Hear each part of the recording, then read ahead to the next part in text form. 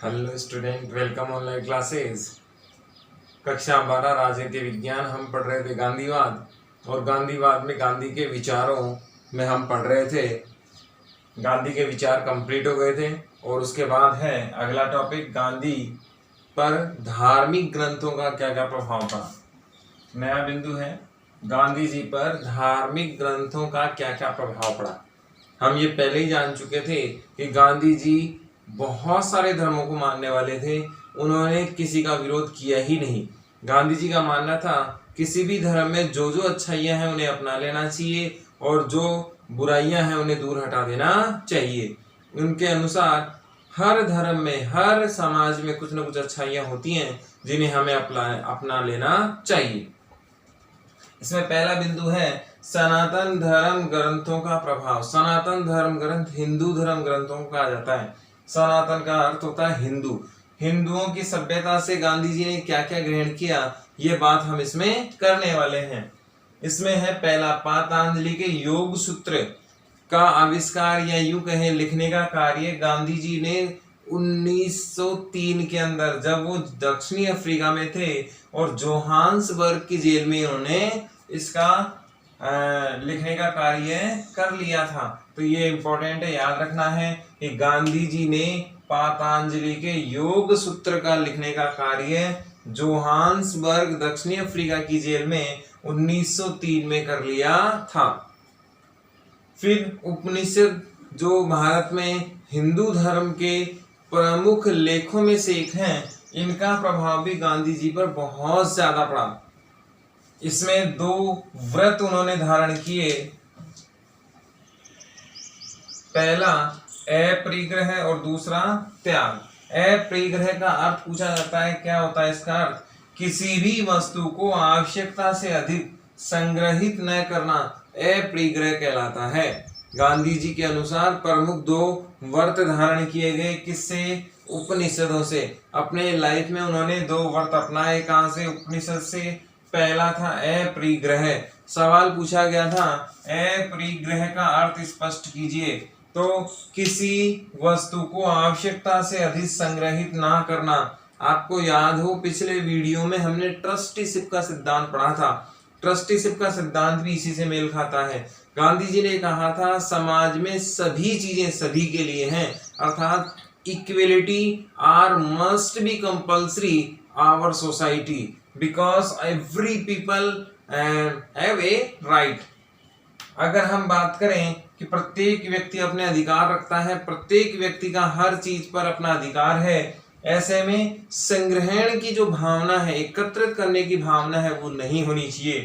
तो अपरिग्रह उपनिषद से लिया गया व्रत है गांधी जी के द्वारा, और इसका अर्थ होता है किसी वस्तु को आवश्यकता से अधिक संग्रहित ना करना। त्याग की बात करें, किसी का मोह न करना। गांधी जी कहते हैं कि मोह नहीं रखना चाहिए, लगाव नहीं रखना चाहिए। लगाव लालच पैदा करता है और लालच भ्रष्टाचार सहित बहुत सारी बीमारियों को पैदा करता है। इसीलिए मनुष्य को त्याग की भावना होनी चाहिए, समाज को कुछ देने की भावना होनी चाहिए, सेवा भाव की भावना होनी चाहिए। त्याग अगर रहेगा तो किसी से लगाव नहीं रहेगा, और लगाव नहीं रहेगा तो लालच नहीं होगा, लालच नहीं है तो किसी प्रकार की कोई गलतियां नहीं होंगी और मनुष्य अपराध की तरफ नहीं जाएगा। तो गांधी जी ने सनातन धर्म ग्रंथों का प्रभाव में देखें तो ये तीन बातें निकल कर आई। इसके बाद गीता, जो भागवत गीता है, यहाँ का प्रभाव भी इन पे पड़ा। आगे की हम बात करें तो गांधी जी ने रामायण से भक्ति की शिक्षा ली थी।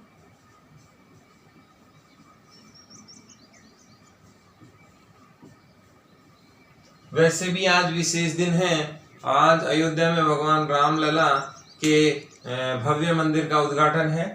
ये भी रामायण से जुड़ा हुआ वृतांत है। रामायण में गांधी जी ने जो सीखा, भक्ति का मार्ग सीखा। भगवान हनुमान जी की बात करें, रामचंद्र जी की बात करें, और रामचंद्र जी के कैरेक्टर को यदि देखा जाए तो उनके कैरेक्टर में लगाव था, उनके कैरेक्टर में समाज में सेवा भाव थी, त्याग भावना थी, और सबसे बड़ी बात भक्ति की थी। चाहे वो राम जी के पिता के प्रति भक्ति हो, हनुमान जी की राम जी के प्रति भक्ति हो, लक्ष्मण जी की अपने बड़े भाई के प्रति भक्ति हो, तो गीता भगवान राम का जो कैरेक्टर है रामायण में, वो कहीं ना कहीं एक आदर्श, यूं कहे मर्यादा को दर्शाता है, मर्यादा को दर्शाता है। और ये मर्यादा किसकी है? भक्ति की पराकाष्ठा की है, भक्ति की चरम सीमा की मर्यादा है। रामायण का जो मुख्य उदाहरण है, रामायण का जो मुख्य सारांश है, वो ये है कि व्यक्ति को अपनी परिधि को नहीं लांघना चाहिए, समाज में वही कार्य करना चाहिए जिसके लिए वो आया है। अर्थात मानव रहते हुए उन्होंने सारे काम किए। रामायण में भगवान श्री रामचंद्र जी को विष्णु का अवतार माना गया है, और भगवान विष्णु सर्व सामर्थ्य रखते हुए भी एक मानव जीवन साधारण व्यतीत करते हुए उन्होंने सारे कार्य किए। उन्होंने ये आदर्श स्थापित किया कि भक्ति ही सबसे बड़ी कार्य है, सेवा भाव भक्ति भाव ही इंसान में होना चाहिए। तो रामायण से गांधी जी ने क्या ग्रहण किया? भक्ति भाव ग्रहण किया। इसके बाद सनातन धर्म में हम बात करें तो गांधी जी ने गीता भी बहुत अहम है। गांधी जी के जीवन पर गीता का जो प्रभाव पड़ा, उसमें ये मानते हैं श्रीमद् भगवत गीता का जो गांधी जी पर प्रभाव पड़ा, ये मानते हैं अंधकार में उजाला लाने का काम ये करती है। गांधी जी ने निष्काम कर्म,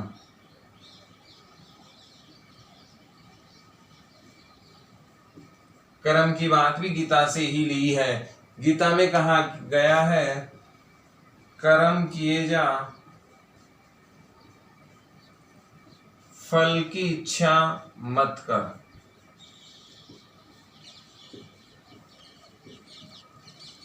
यहीं से ही गांधी जी ने कर्म का सिद्धांत दिया है। गांधी जी ने कहा प्रत्येक व्यक्ति को कार्य करना चाहिए। गांधी जी ने कहा निष्काम कर्म भाव होना चाहिए। गीता अंधकार से कहाँ लेके जाती है? उजाले की तरफ लेके जाती है। गांधी जी ने कहा कि श्रीमद् भागवत गीता में संसार की सभी समस्याओं का समाधान है। प्रत्येक व्यक्ति को श्रीमद् भागवत गीता पढ़नी चाहिए। सनातन धर्म में गांधी जी पर क्या प्रभाव, गांधी जी पर सनातन धर्म का क्या प्रभाव पड़ा, इसे हम आगे देखें। तो हम गीता की बात कर रहे थे, तो गांधी जी के लिए मार्गदर्शक के रूप में, पथ प्रदर्शक के रूप में अगर किसी ने कार्य किया, गांधी जी के विचारों पर बहुत ज्यादा प्रभाव अगर किसी का देखने को मिलता है, तो श्रीमद् भागवत गीता, जो भगवान श्री कृष्ण ने महाभारत के युद्ध के समय अपने मूर्खारविंद से इसे प्रदर्शित किया था, इसे कहा था आध्यात्मिक निर्देशन। गांधी जी के जो आध्यात्म को निर्देशित करने वाली एक रूपरेखा, डायरेक्शन देने वाली चीज है, वो है श्रीमद् भागवत गीता। आध्यात्म की माता, यानी कि गांधी जी के आध्यात्म का जो आधार है, गांधी जी ने जो पुस्तकें लिखी, उनकी जो नींव है वो क्या है? गीता जी है।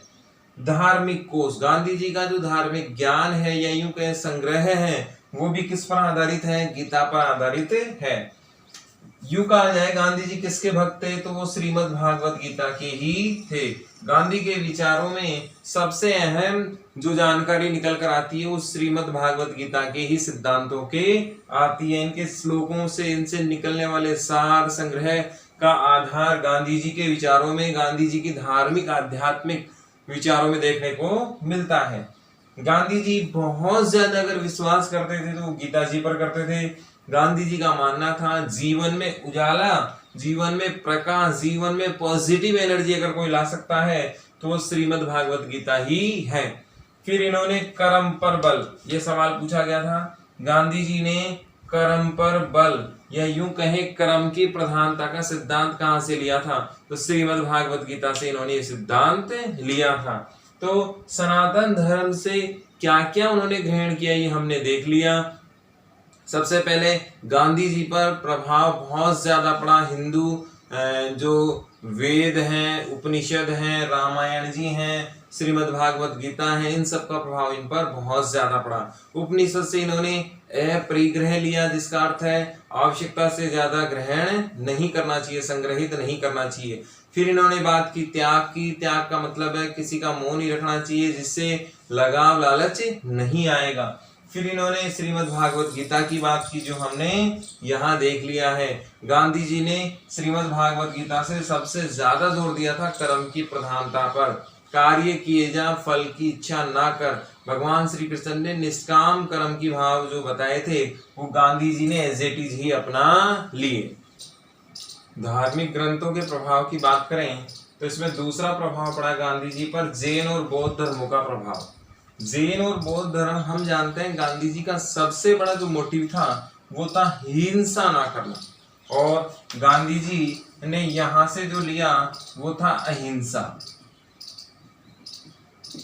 क्योंकि जैन और बौद्ध दोनों ही धर्म अहिंसा पर आधारित धर्म है, और इन्होंने अहिंसा का बहुत महत्वपूर्ण जो चैप्टर, महत्वपूर्ण जो पाठ पढ़ा, वो जैन और बौद्ध धर्म के प्रभाव से ही इनके जीवन में आया। जैन साधु थे बेचर जी, इंपॉर्टेंट है, जैन साधु है बेचर जी। जब गांधी जी कहाँ जा रहे थे? इंग्लैंड जा रहे थे। इस समय गांधी जी ने 3 प्रतिज्ञा इनके सामने की थी। बेचर जी ने गांधी जी से 3 प्रतिज्ञा ली थी। क्या क्या थी? मदिरा, पराई स्त्री और मांस को वो कभी भी नहीं छुएंगे। आप देख सकते हैं कितना उच्च आदर्श है। आप समाज में सबसे बड़ी समस्या है, सबसे बड़ी बीमारी है, वो है मदिरा का पान।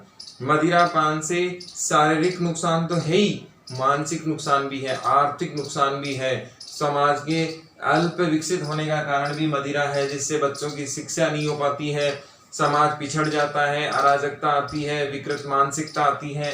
ये सब कारण मदिरा के कारण ही हो रहे हैं। पराई स्त्री, राजा रामचंद्र जी ने जो आदर्श स्थापित किया था, भगवान राम ने रामायण में जो कैरेक्टर स्थापित किया था, वो था एक पति व्रता होना। तो ऐसे आदर्श, उच्च आदर्श गांधी जी ने भी अपनाए थे। मांस, जैसा खाए अन्न वैसा हो जाए मन। तो मांस वगैरह भी हमारे आम इंसान के खाने की चीज नहीं है। वास्तव में यदि देखा जाए तो ये विकृत मानसिकता को लाने वाली चीजें हैं। गांधी जी ने जैन और बौद्ध धर्म से ये तीनों ही प्रतिज्ञा ली, और बेचर जी के सामने ये प्रतिज्ञा ली थी जब ये इंग्लैंड जा रहे थे कि मैं मेरे जीवन को शुद्ध, सात्विक और आदर्शवाद बनाऊंगा। इसमें मदिरा पान नहीं होगा, पराई स्त्रियों की तरफ नहीं देखूंगा, मांस मदिरा का मैं कभी भी सेवन नहीं करूंगा। और गांधी जी ने जैन और बौद्ध धर्म से अहिंसा का प्रभाव लिया था। बोर्ड ने पूछा था गांधी के जीवन में अहिंसा रूपी जो गुण था वो कहाँ से आया? तो जैन और बौद्ध धर्म का प्रभाव अहिंसा रूपी गुण को गांधी जी के जीवन में लेकर आता है। इसके बाद तीसरा बिंदु अगर देखें, ये कौन से धार्मिक ग्रंथों का प्रभाव गांधी जी पर पड़ा, तो इसमें तीसरा है बाइबिल का प्रभाव। गांधी जी पर बाइबिल का भी बहुत गहरा प्रभाव पड़ा। बाइबिल में बुराई को भलाई से बदला जा सकता है, इस बात का उल्लेख गांधी जी ने यहीं से सीखा। शत्रुता को मित्रता से बदला जा सकता है, हिंसा को अहिंसा से बदला जा सकता है। अभी हमने पढ़ा जैन और बौद्ध धर्म से गांधी जी ने अहिंसा का अनुव्रत लिया, और उन्होंने आजीवन अहिंसा पर बहुत ज्यादा जोर देने की बात कही। बद्दुआ से दुआ बदली जा सकती है, घृणा से प्रेम, घृणा को प्रेम से बदला जा सकता है, और अत्याचार को प्रार्थना से बदला जा सकता है। बाइबिल वास्तव में अंग्रेजी में लिखा हुआ ईसाइयों का धर्म ग्रंथ है। इसमें ईसा मसीह ने सारा सिद्धांत दिया, और ईसा मसीह के आदर्शों के आधार पर ही गांधी जी ने जो इस बाइबल के मूल तथ्य थे, सारांश तत्व थे, वो यहाँ से अपना लिए। इन्होंने, गांधी जी ने मुख्य रूप से इस बात को यहाँ से लिया। बाइबल के प्रभाव को अगर देखें तो बाइबल एक वास्तव में मूल रूप से इस पृथ्वी पर पाए जाने वाला सबसे बड़े अनुयायियों का ग्रंथ है। सबसे ज्यादा अगर संख्या है तो वो ईसाइयों की है, और ईसाई धर्म के अनुयायी ईसाई धर्म के जो अनुयायी हैं वो बाइबल का समर्थन करते हैं। अगर हम देखें तो दुनिया के जो महाशक्तियां, बड़ी बड़ी महाशक्तियां हैं, उनमें ईसाई धर्म ही पाया जाता है, और गांधी जी ने यहाँ से निम्न बातें ग्रहण की। इसमें सबसे जो इनका जो मूल सिद्धांत बाइबल से निकल कर आया वो था अहिंसा वाला और घृणा से प्रेम से। गांधी जी का मानना था कि दुनिया की सभी समस्याओं का समाधान अगर आ सकता है तो वो आ सकता है प्रेम से। प्रत्येक मानव या प्रत्येक सजीव से प्रेम करना चाहिए, चाहे वो प्रकृति हो, चाहे वो जीव हो, चाहे वो इंसान हो, चाहे वो किसी भी सभ्यता का क्यों ना हो। प्रत्येक मानव मात्र से, प्रत्येक प्राणी मात्र से प्रेम करना चाहिए, क्योंकि ये ईश्वर की बनाई हुई संस्कृति का हिस्सा है। धार्मिक ग्रंथों में आगे देखें तो धार्मिक ग्रंथों से गांधी जी में कौन कौन से व्रत अनुपालन करने लगे। बाइबिल है, कुरान है, कुरान से भी उन्होंने अहिंसा का ही पाठ उन्होंने लिया था, शांति का पाठ उन्होंने लिया था। गीता जी हैं, रामायण जी हैं, दुनिया के बहुत सारे धार्मिक ग्रंथों पर गांधी जी का क्या क्या प्रभाव रहा, उनसे उन्होंने अपने जीवन में क्या लिया, उन्होंने से ये 10-12 सिद्धांत उन्होंने अपना लिए। इन्होंने पहला था सत्य। गांधी जी ने कहा कि सबसे प्रमुख चीज है वो है सत्य। सत्य के बिना संसार संभव नहीं है। संसार में सभी समस्याओं की अगर कोई जड़ है तो वो है झूठ बोलना। यदि कोई व्यक्ति असत्य बोलता है, झूठ बोलता है, तो फिर उस एक असत्य को छुपाने के लिए उसे बहुत सारे असत्य बोलने होते हैं। इसीलिए प्रारंभ में ही व्यक्ति यदि सत्य बोल दे तो उसके जीवन में किसी प्रकार की कोई समस्या होगी ही नहीं। गांधी जी कहते हैं सत्य बोलना एक बड़ा भारी कठोर काम है, क्योंकि यदि कोई व्यक्ति सत्य बोलता है तो वह निडर भी होगा, नैतिकता भी होगा, चरित्रवान भी होगा। और सत्य व्यक्ति को डगमगाया नहीं जा सकता, सत्य व्यक्ति को झुकाया नहीं जा सकता। सत्य आसान कार्य नहीं है। सत्य बोलने के लिए बहुत ज्यादा मजबूत आदमी होना चाहिए। गांधी जी ने इससे जुड़ा हुआ सत्याग्रह भी दिया। उसमें भी उन्होंने कहा कि कमजोर व्यक्ति सत्याग्रह नहीं कर सकता, क्योंकि सत्याग्रह का अर्थ है दूसरे का हृदय परिवर्तन करना, अपने आप को परेशान करके, ना कि सामने वाले को परेशान करके। तो गांधी जी ने बहुत ज्यादा जोर किस पर दिया है? सत्य पर दिया है। और सत्य एक कठोर व्रत उन्होंने लिया। दूसरा व्रत है अहिंसा। आप जानते हैं गांधी जी के अनुयायी बहुत सारे हैं, यहाँ भी और विदेशों में भी। बराक ओबामा जो अमेरिका के पूर्व राष्ट्रपति हैं, ये भी गांधी जी के विचारों से बहुत ज्यादा प्रेरित थे। नेल्सन मंडेला जो दक्षिणी अफ्रीका के राष्ट्रपिता भी कहलाते हैं, उन्होंने आजाद कराने में बहुत बड़ी भूमिका निभाई। ये भी गांधी जी के प्रभाव से बहुत ज्यादा प्रेरित थे। क्यों? गांधी जी ने अहिंसा का साथ दिया। अहिंसा एक ऐसा अणुव्रत है जिसके माध्यम से समाज में शांतिपूर्ण प्रदर्शन किए जाते हैं, शांतिपूर्ण विरोध किए जाते हैं। इसमें सामने वाले को हिंसक गतिविधियों के द्वारा ग्रसित नहीं किया जाता। इसमें बहुत शांति प्रिय विरोध होता है और सामने का हृदय परिवर्तन करने की बात कही जाती है। ब्रह्मचर्य, इन्होंने कहा कि अपने जीवन में ब्रह्मचर्य का पालन करना चाहिए, जिससे शुद्ध सात्विक जीवन बना रहे। अस्वाद, इसमें गांधी जी ने कहा अस्वाद के बहुत सारे अंतर होते हैं। एक तो अंतर होता है स्वाद से, अगर हम देखें तो किसी भी प्रकार का लालच यहाँ पर होता है। अस्वाद का मतलब होता है डिप्रेशन टाइप, दूर रहना और खुश से रहना।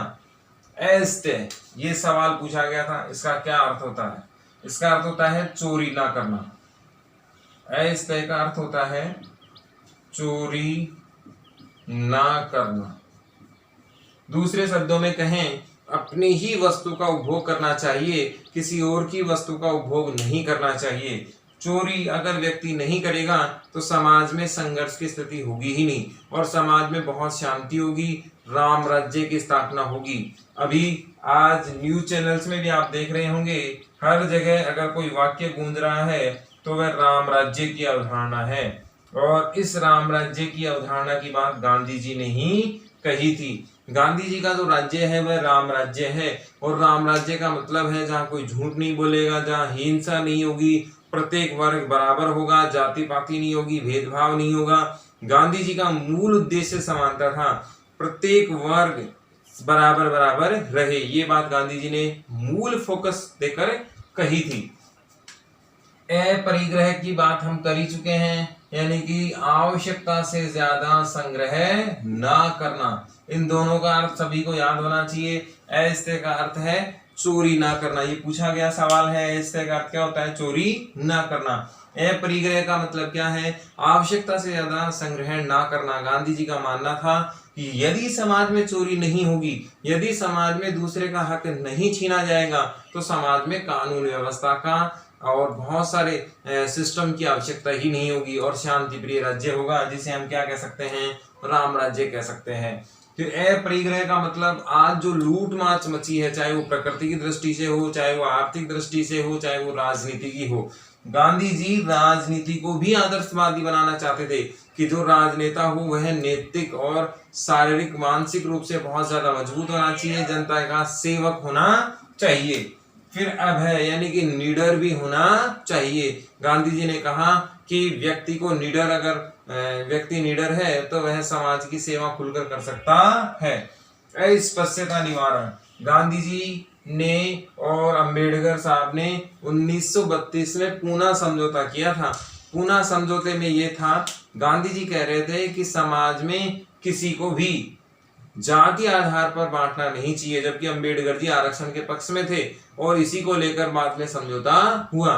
अस्पृश्यता निवारण में गांधी जी ने हरिजन शब्द भी दिया।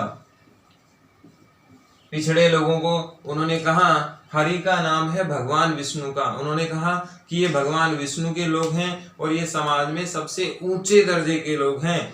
भगवान राम ने भी यही आदर्श स्थापित किया था कि सभी समाज के लोग एक हैं, और उन्होंने सबरी के झूठे वेर खाए थे, निषाद राज से मित्रता थी, तो इन्होंने कहा कि हम सब एक हैं और भगवान विष्णु के लोग हैं, इसीलिए हम हिंदुओं में बंटवारा नहीं होना चाहिए।